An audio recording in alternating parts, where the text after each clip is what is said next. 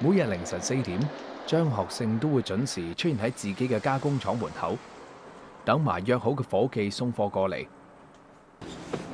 好了，好，过来买。今天的猪肉新不新鲜啊？刚杀好，你说新鲜不新鲜啊？是啊，是很热啊，很热啊。溫熱嘅豬肉預示住新鮮，亦都係張學勝呢一日嘅開始。这个猪肉刚刚宰下来的，它有一定的温度。现在把它呢分锅切好了，到時候那個薑才起焦。豬肉切塊充分冷卻，攪碎摔打至起膠備用。呢個係釀豬皮嘅一種原料，而另一種原料豬皮處理起身就非常之繁瑣，哪怕係張學勝呢一種老師傅，都唔可以有絲毫馬虎。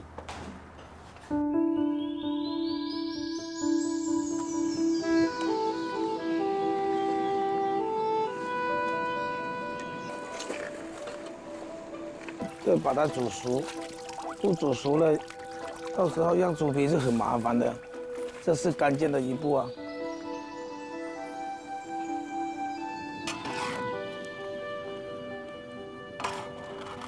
不停的翻，它煮的那个就均匀哦。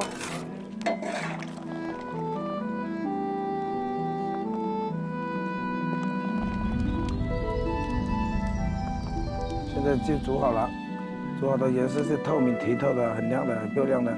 現在就過冷河，熱嘅食材趁熱迅速置入冷水，以獲得爽脆嘅口感。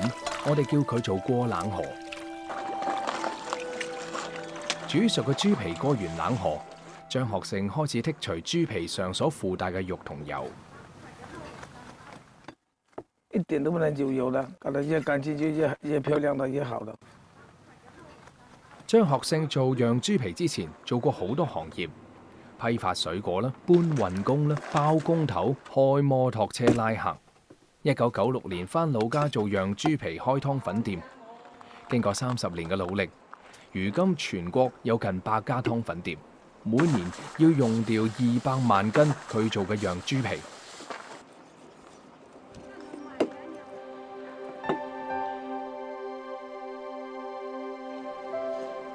熟豬皮刮乾淨晒啲油，晾晒係必不可少嘅步驟。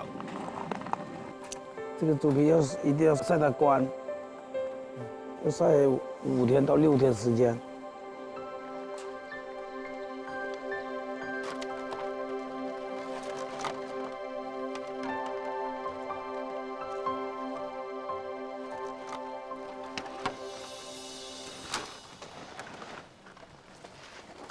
晒得像这样，你看它透明的、铁亮的，熬下会断的，这生意的就可以了。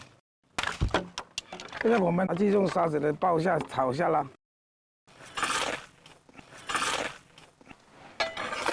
炒到它大冒烟，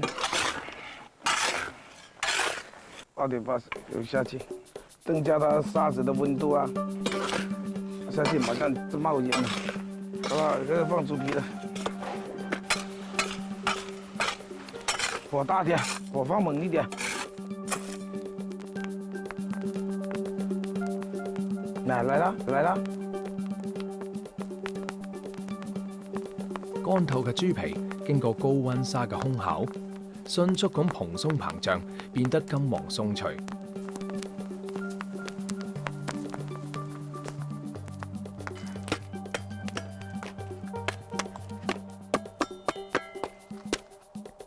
等到好似金咁樣嘅豬皮亮透，張學勝將佢放入水，開始清洗。豬皮是在太陽底下曬的嘛，有點雜質啊、灰塵啊。第一個把它洗掉，第二個呢就把那個油去乾淨。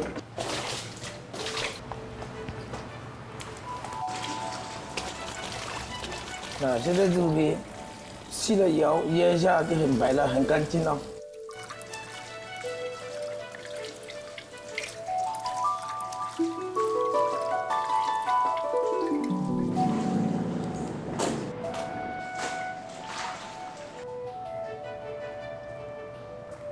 洗好嘅豬皮晾乾，鋪底，放入打好起膠嘅玉米，再放一層豬皮做面。呢個就係釀嘅手法。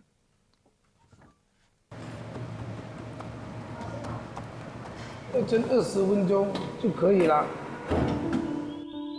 蒸熟嘅釀豬皮，兩層金色夾住玉米，好似金咁鑲喺肉嘅表面。金鑲肉恰如其名。鍋入邊放啲黃油，放入少少嘅金鑲肉，煎至焦香撲鼻，三兩知己，下酒坐茶，其樂無窮。金鑲肉切薄片，黃豆芽同薑同炒去除腥味。軟身之後放入水煲20分鐘，等到豆瓣出味，加入金鑲肉，煮到佢發脹。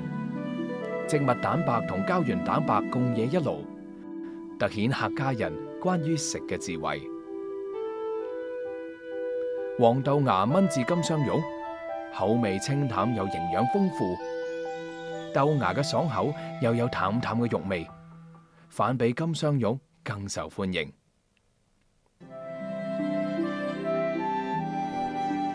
利用常人捨棄嘅豬皮製作而成嘅金鑲肉，蒸煮煎炸樣樣適宜，既豐富咗餐台，又將客家人對美食嘅不懈追求表現得淋漓盡致。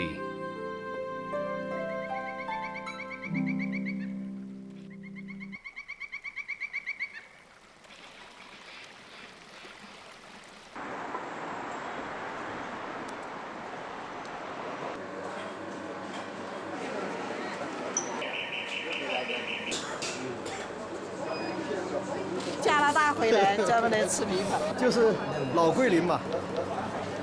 好嘞，给2万个。这么多年，这个老店的价格都还没变。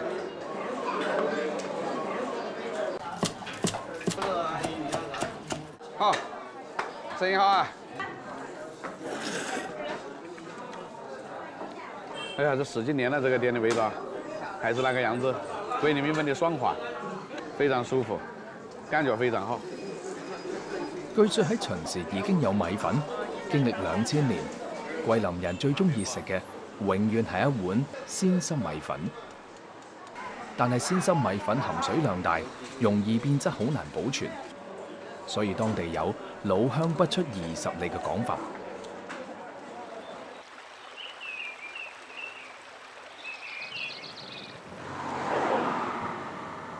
曾經係銀行高管嘅岑光燦就想要打破呢個魔咒。做桂林米粉，我想要當地產的一種原料，現在我們就下去找。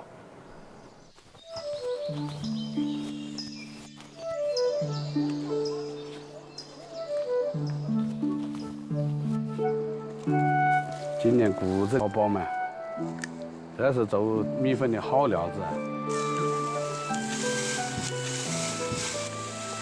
是吧？像你這是1畝地打得好多谷子啊，真的。品種好的可以打1000多。蠻好，今年的谷子你看。今年算豐收在望了。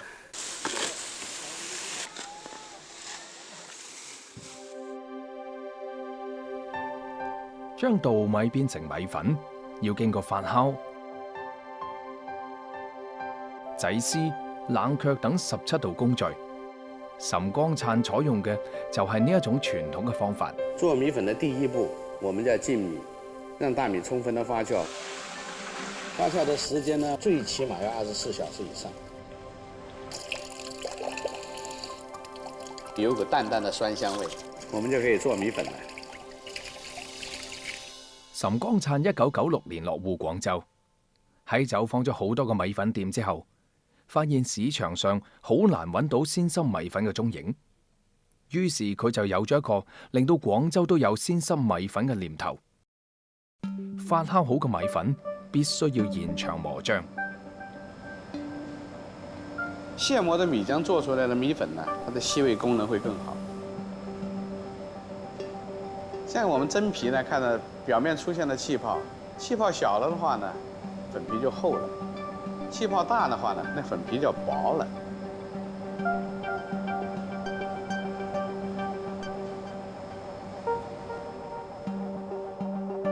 新鮮嘅米粉潔白晶瑩，散發出淡淡嘅米香。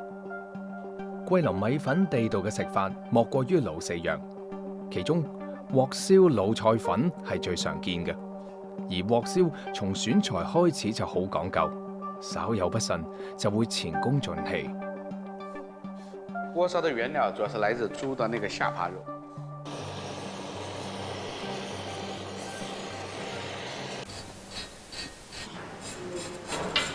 煮肉主要是把那個肉皮啊，給它煮軟了。這個時間呢，大約要半個小時。煮泡的時候，這個肉就做好了。要讓它的皮呢密密的扎上小孔，給它更好的把那個油走掉。有的醋呢要浸的時間長一點，好的醋呢它就會浸得短一點。炸鍋燒呢一定要冷油下去，如果熱油呢，裡邊的那油脂走不進，這個鍋燒呢就太膩，並且不會脆。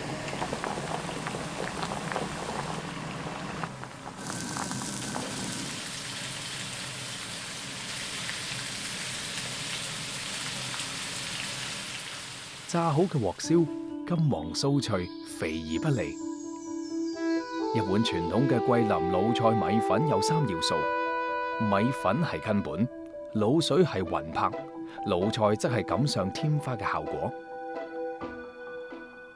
有近20種配料，新鮮嘅牛肉、牛肚等慢火熬製近8個鐘，中得黑中透亮嘅滷汁。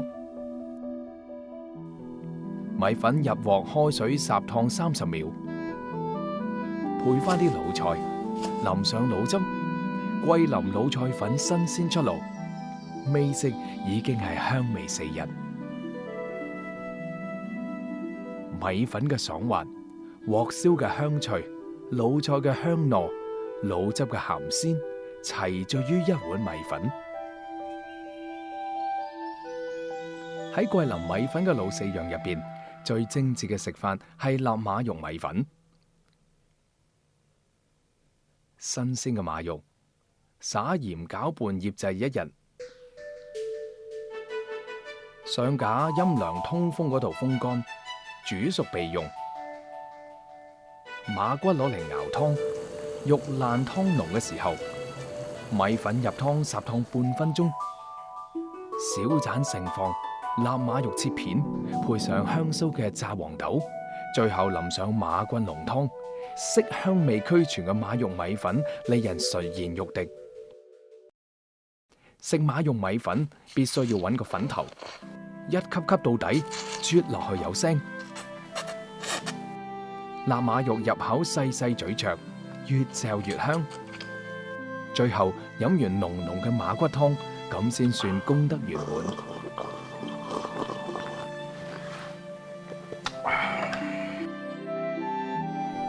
桂林米粉呢一種具有濃郁特色嘅地方小吃，個碗雖然好細，但係包容萬千。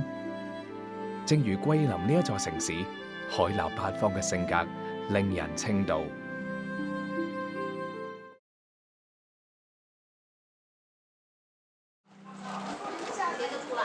喺曾經以東江菜聞名嘅惠州，有一種小食經歷咗幾百年嘅磨礪，仍然喺街頭同餐台上流轉。阿麻叫做法簡單，卻係惠州人世世代代嘅記憶。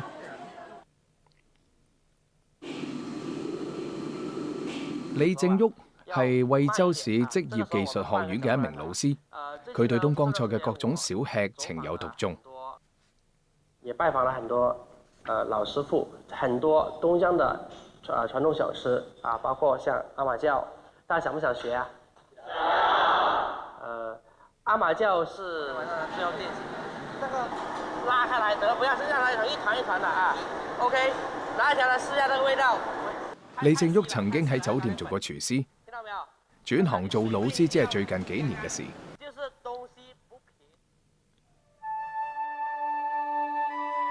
曾經輝煌嘅東江菜，到如今已經沒落，甚至失傳。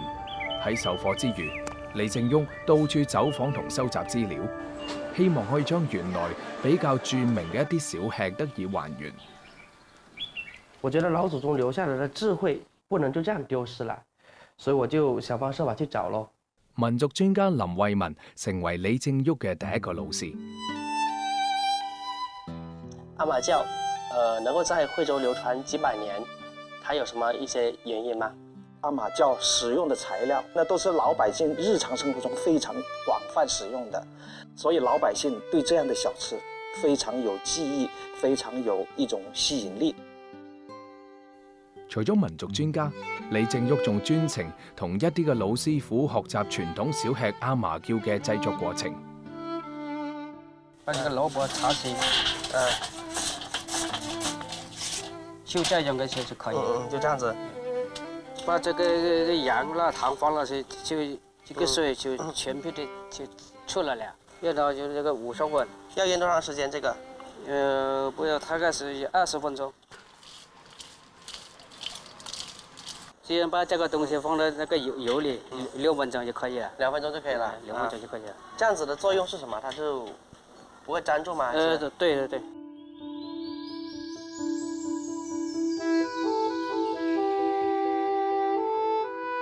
用把這個蘿蔔絲裝到這裡，這樣就可以了。好，那薑不要太多哈，就表面有一層，薄薄的一層就可以了。這個要炸多久啊？大概是要3分鐘就可以了。3分鐘？3分鐘就可以了。哦，好，那我來試一下。扁一點，慢一點。對。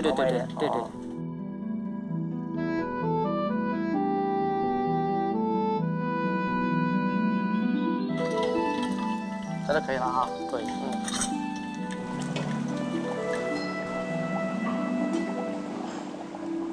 做好嘅阿麻叫外表金黃鬆脆，入邊鬆軟，蘿蔔絲同蝦仁嘅香味被鎖咗入去。咬開嗰一刻，落一響，酥脆滿口，香甜撲鼻。細個嘅記憶，亦都隨住嗰一口喺腦海當中流淌。阿麻叫做法簡單易學，李正旭仲會做另外一道東江菜系著名嘅小吃雞油湯圓。雞油湯圓嘅做法幾乎失傳，要做好湯圓，必須要有好嘅雞油。山林幽靜，正係養雞嘅好去處。李正旭做雞油湯圓，想用嘅正係呢一度出產嘅醃雞。這兩塊油它是比較完整的取出來啊。如果說這個雞是餵養穀物的，它的顏色呢是呈一種乳白色；或者說是餵養飼料的，它的這個油的顏色會比較偏黃。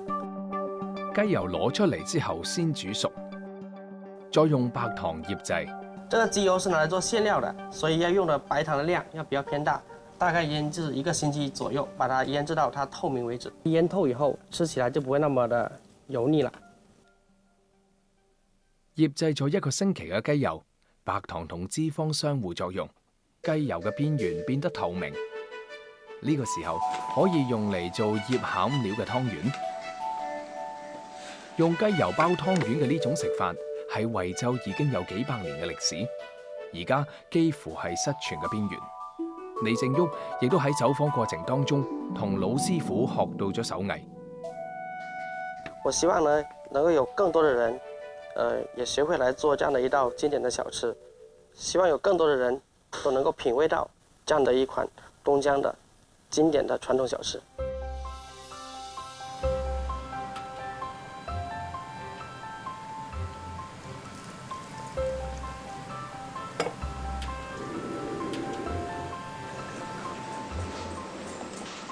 隨住水分嘅蒸發，湯汁越嚟越濃，湯圓亦都因為煮熟而膨脹。煮至這個糖漿往下流不斷的時候，這個湯丸基本上煮好了。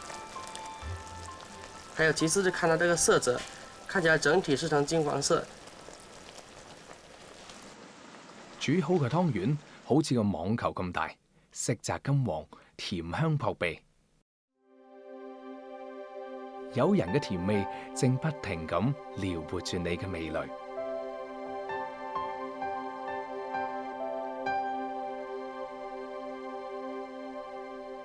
今日李正旭邀約咗幾位專家，要俾佢哋嘗試一下自己學習做嘅雞油湯圓係咪成功。东江傳統的雞油湯丸，請各位專家品鑑一下。這是惠州以前的老味道。我小時候吃過，好像雖然說是湯丸這麼簡單啊，但是已經失傳好久。甜甜的，一點都不膩。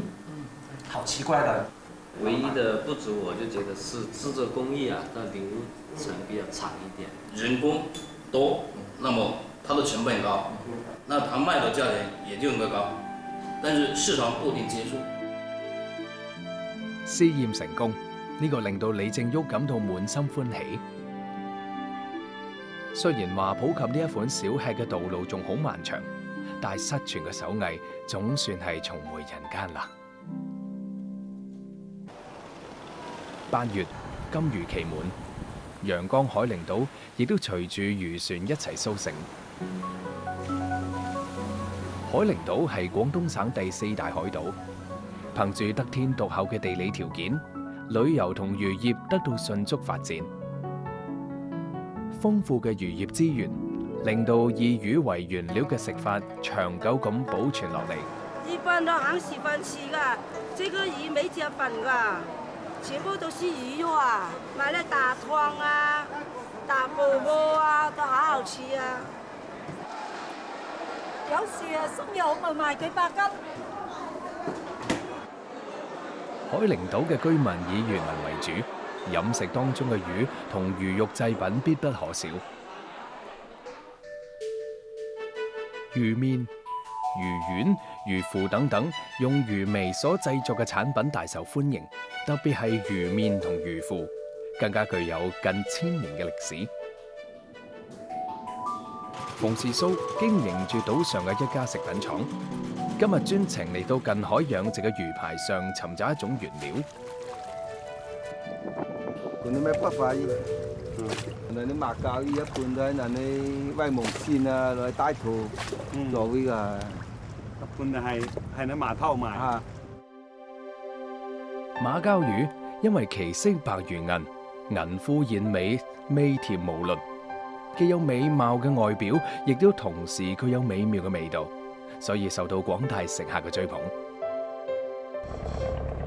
8月開漁期之後，每日天都仲未光，喧鬧嘅漁港就開啟咗一日嘅序幕。馮時蘇趁住早市新鮮，過嚟購買貨物。我們海陵頭糟粕碼頭每天5點到8點就非常熱鬧的。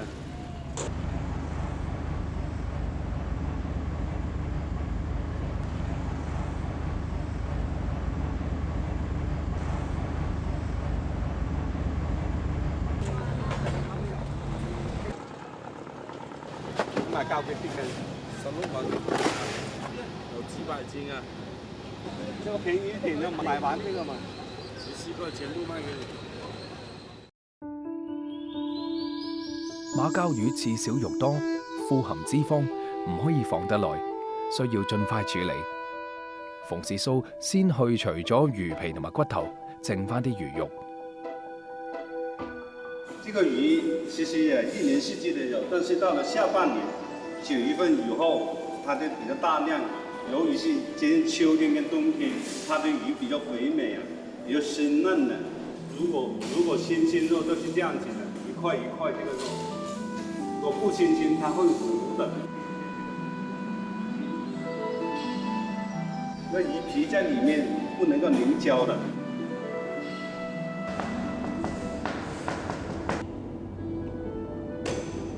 我們摔了這整一塊啊，跌不下去就差不多了。經過捶打嘅魚肉起膠凝結成一團，即為魚糜。馮時蘇賣過豬肉，亦都曾經同親戚做過外貿生意。憑住豐富嘅漁業資源，佢自己開廠做魚糜製品，推銷當地傳統嘅小吃魚麵、魚腐等等。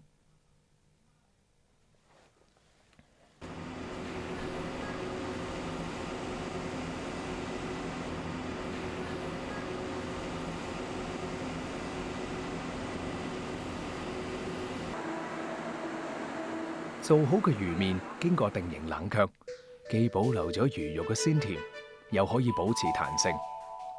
清水煮開，放入肉絲同魚麵，煮熟即成著名嘅小吃陽光魚麵。魚麵營養豐富，彈性嘅麵入邊有魚肉嘅香甜味。魚麵仲可以搭配胡蘿蔔同椰菜炒製，成為飯台上一道色香味俱全嘅佳肴。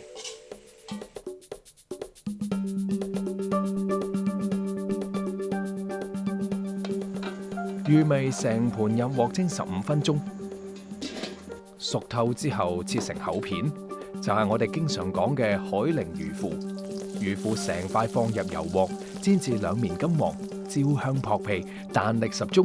切小片裝盤，係有人聚舊、烹茶傾偈嘅好點心。喺魚味產品當中，馮氏嫂最滿意嘅係金沙魚豆腐。現在做金沙魚豆腐，這是第一步定型。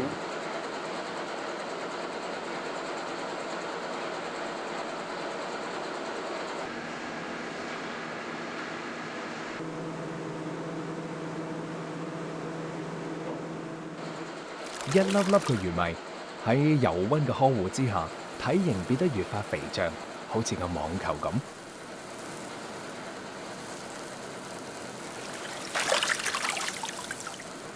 當表面金黃嘅時候，撈起瀝乾。呢個時候溫度下降，網球表面縮埋，出現咗皺褶，好似披上一件金色嘅紗衣，因此我哋稱佢為金沙魚豆腐。金沙魚豆腐同新鮮嘅菇滾搭配最為相宜。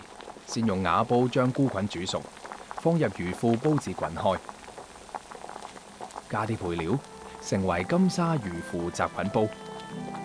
菇菌同魚腐嘅味道並唔混雜，保持原味嘅基礎上，仲可以相互激發，清淡而素雅。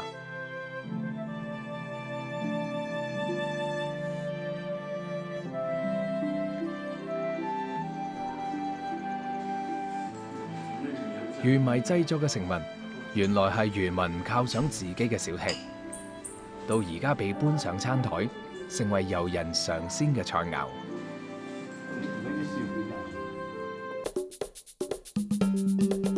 鹽係人類不可或缺嘅調味品。世界上有多種多樣嘅鹽，賦予食物唔同嘅風味同特性。用喺各式菜肴嘅烹調上，亦都會有唔同嘅效果。喺廣東，本地自產嘅鹽大多數嚟自海洋嘅饋贈。瓊州海峽同北部灣交匯嘅地方，一角沙灘前身入海，呢個就係大陸最南端徐聞登樓角。海底之下係目前中國面積最大、保存最完好嘅珊瑚礁保護區。漲潮嘅時候，純淨嘅海水通過隻熱綿長嘅沙灘湧入內陸，海水濃度提高，令到呢一帶成為天賜嘅好鹽場。廣東鹽業徐聞鹽場就係咁樣奠定咗本省4大鹽場之一嘅地位。我的父親，他就說我的工作你不來停，誰來停？我是第4代的嘛，我爸是第3代嘛。鄧蘭雄18歲就開始做鹽工，一眨眼過咗36年，佢成為呢一片鹽場嘅曬白。海鹽生產嘅質量同數量，除咗睇天，就要睇曬白嘅功夫。特別係控制滷水濃度，太低產唔到鹽，太高又容易帶雜質入去。8月嘅徐聞連續落雨，鹽場俾大片黑色薄膜覆蓋住，為咗防雨。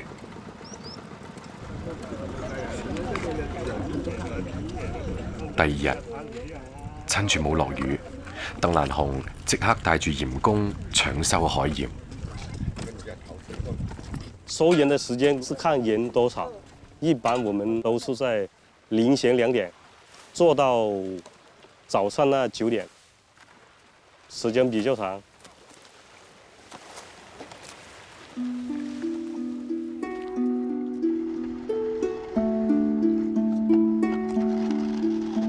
鹽工排鹽遵守2個字：慢、柔。過於頻繁咁攪動，會令到結晶池裏邊嘅滷水變得好渾濁，影響鹽嘅質量。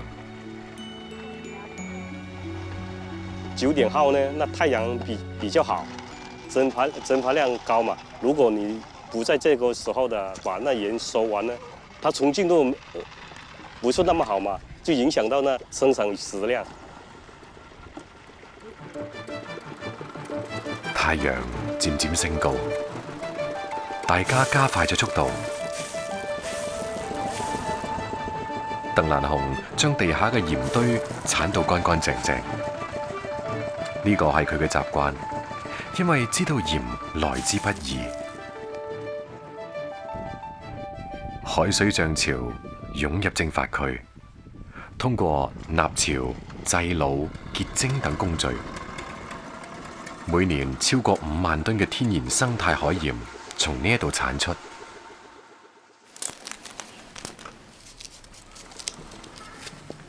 鄧蘭雄嘅太太梁小娜鍾意用海鹽做醃製品。趁住天氣好，佢而家醃緊芥菜同蘿蔔。我們的鹽都是海水曬的，沒有什麼雜質，吃了很健康的。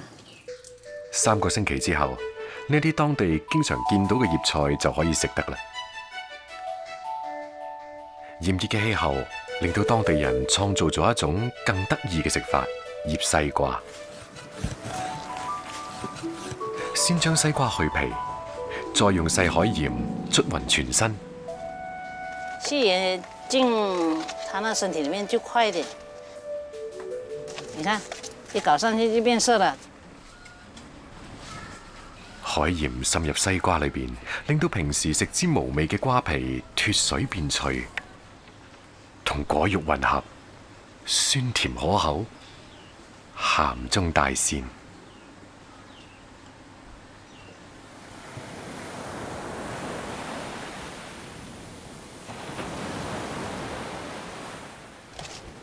海邊嘅人做醃製品，又點可以冇咗魚呢？鄧蘭雄買咗當地常見嘅金槍魚，清理乾淨。撒啲粗海鹽，再醃製2個鐘頭就可以攞出去晾曬啦。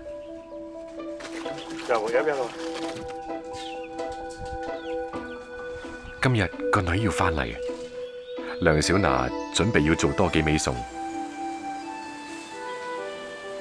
當地人做魚湯，鍾意落啲粗海鹽，令到湯更加鮮甜。蘿蔔潤燒解咗五花肉嘅肥膩，爽脆可口。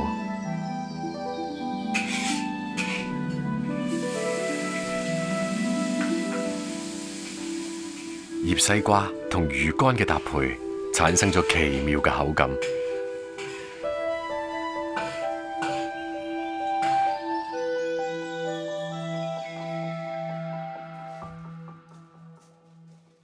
海鹽比一般嘅鹽口感更加柔和，帶住特有嘅礦物質同埋海水嘅鹹鮮味，回味當中仲有一絲甘甜。喺南方係鹽、小鹽、豬骨頭等等鮮嘅，加牛鹽比較好嘅。好似鄧蘭雄咁樣，幾代人從事鹽業嘅家族已經好少。雷州半島生產咗全省超過70%嘅海鹽。隨住時代變遷，古老嘅徐聞鹽場亦都融入咗機械化、現代化生產。不變嘅係海鹽嘅味道純正如初，陪伴住我哋。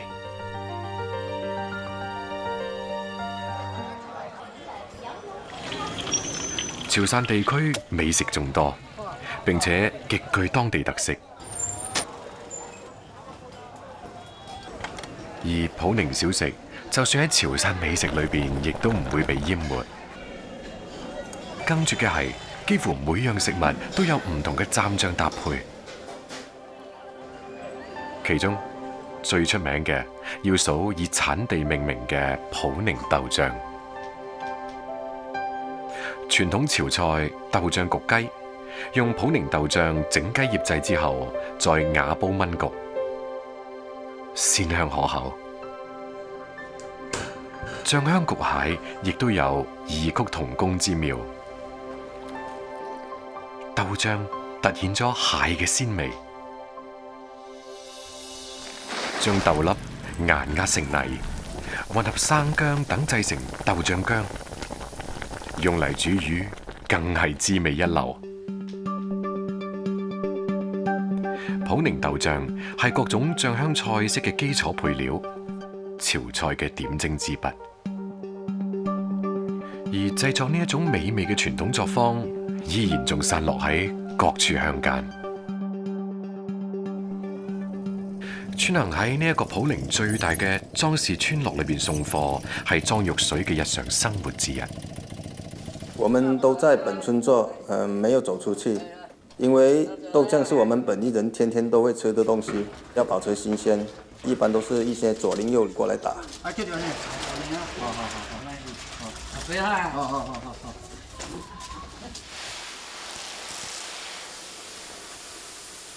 莊玉水經營住村裏邊唯一一家豆醬作坊，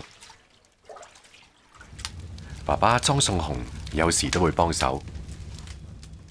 我們歷史就比較久了，因為是我從我祖爺到我這裡，對4代了，4代應該有100多年了。將去皮嘅黃豆浸泡半個鐘頭就可以蒸豆啦。為咗將黃豆徹底蒸熟，必須分批倒入去，成個過程要2個鐘頭。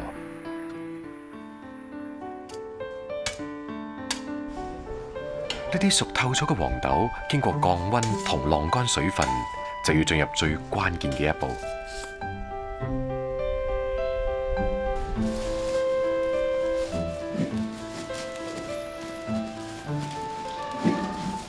咁咧25斤米粉，夾翻咗佢控制。佢哋將米曲霉菌同黃豆一齊均勻搓揉，令到每一粒黃豆都可以沾滿菌種。跟住落嚟，將裝滿黃豆嘅竹筲箕送去發酵房嗰度培養。那個起筋要培植得好，如果培植不好的話，它比較衰弱的話，溫度過高了，它會糜爛；溫度過低，太久的話，它其他細菌就會滲入。呢度工序好關鍵嘅，稍有紕漏，黃豆就用唔到噶啦。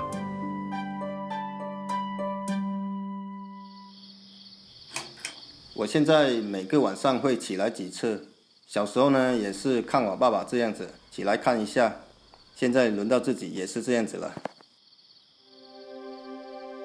從用溫度計測溫到而家，熟練用體溫同嗅覺嚟到判斷黃豆發酵嘅程度，莊玉水用咗12年。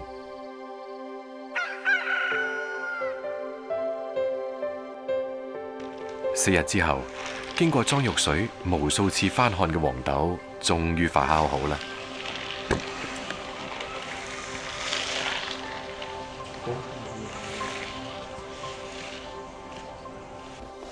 黐住喺黃豆上面嘅曲菌，茁壯成長，從白色變成綠色。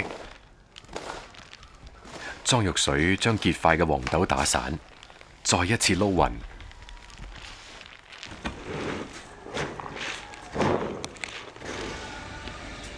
將發酵過嘅黃豆倒入去陶缸裏邊，注滿水，再泡發半日。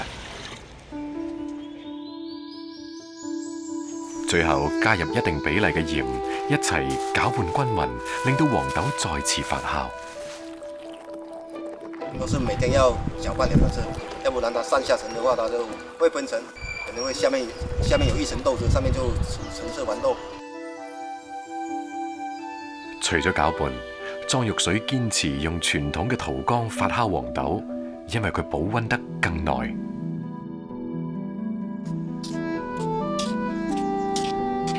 終於有一批豆醬可以出缸啦！莊玉水叫阿爸試試。爸，好食，呢個。遲啲啊！好食，好食，好食。經過長達3個月嘅天然照曬之後，豆醬變咗金黃色，已經有隱隱嘅醬香。莊玉水終於可以進行最後一道工序——煮醬。可能它的醬的話，它會更碎一點，然後顏色的話會黑一點，這樣子。但是普寧豆醬的話，橙黃是比較好看，它的那個發酵周期沒那麼長，所以的話味道更鮮甜一點。新出嘅豆醬當然要自己先試下。普寧豆醬係魚類嘅絕配，煎至金黃嘅紅衫魚，鋪上薄薄嘅一層，去腥提鮮。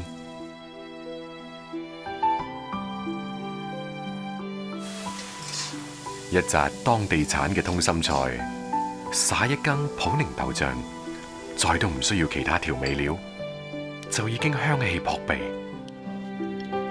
普寧豆醬除咗鮮，仔細咀嚼仲可以食出一絲黃豆本身嘅甜味。